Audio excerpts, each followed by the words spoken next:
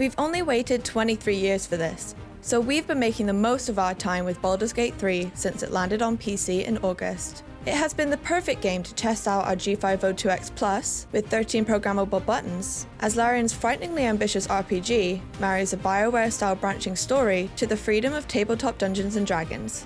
It's a combination we expect will continue to occupy us until at least Christmas. Sorry, Starfield? No, never heard of it. Is that some kind of farming simulator? Get yourself a bit of fun before it dries up. Only English teachers tend to get excited about verbs, but what if those verbs were throw, dip, and shove? Baldur's Gate 3 pulls a bunch of actions from tabletop D&D, which you can exploit to hurl imps over your head, set fire to arrows, or trip unsuspecting goblins off of rooftops. All of these moves are accessible during combat, but there's nothing to stop you mucking around with them during exploration too. It's like having all the tools of a point-and-click adventure like Monkey Island. If Guybrush Threepwood were a psychopath with biceps the size of beholders, which is a reboot we wouldn't mind seeing, by the way.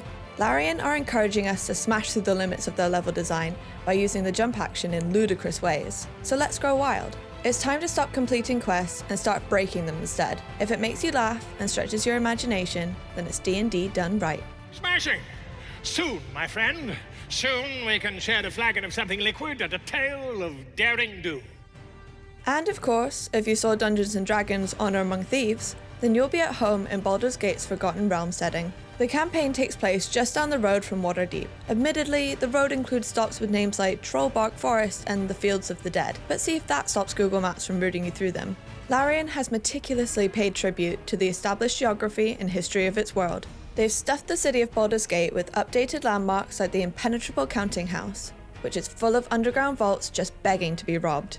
And while you're there, you might meet Minsk, the ass-kicking barbarian with a miniature green space hamster. The Forgotten Realms are a canvas that gamers and writers have doodled on together for decades. That means your adventures along the Sword Coast are connected to the famous novels of R.A. Salvatore, games like Neverwinter Nights, and yes, Chris Pine prancing around with a lute for the entertainment of cinema audiences.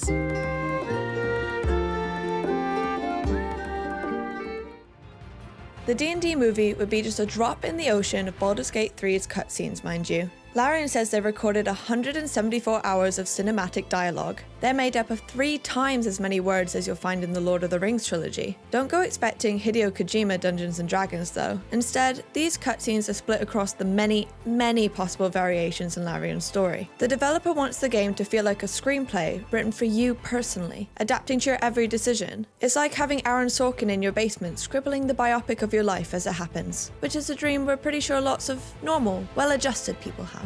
Playing Baldur's Gate 3 is not like watching all the extended editions of Lord of the Rings back to back though. It's more like being able to tell Gandalf where to stick his fireworks the first time he mentions Mount Doom, and seeing how the plot plays out differently from there. Quite differently, we reckon.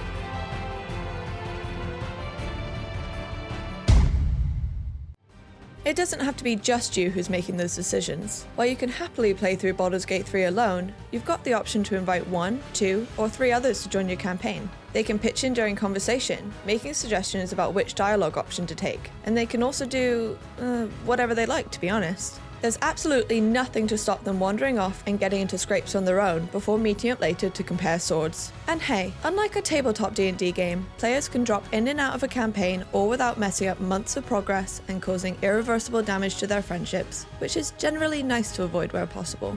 I'll slip away when the coast is clear. See you soon, my friend. I simply can't wait to pick your brain!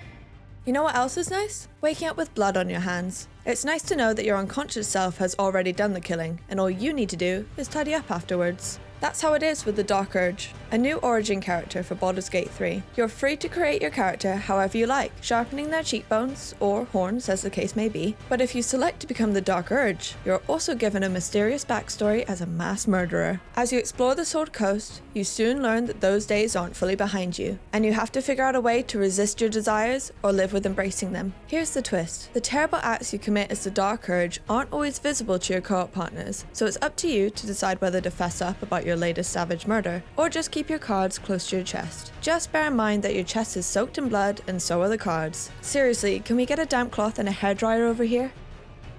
We've all suffered in these dark times.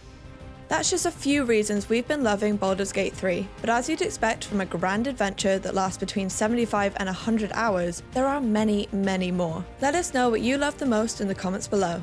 And if you enjoyed our psychopathic musings, be sure to drop us a like and subscribe to the Logitech G channel for more previews just like this one. Once you're subscribed, you can hit the notification bell to keep up with everything happening on the channel.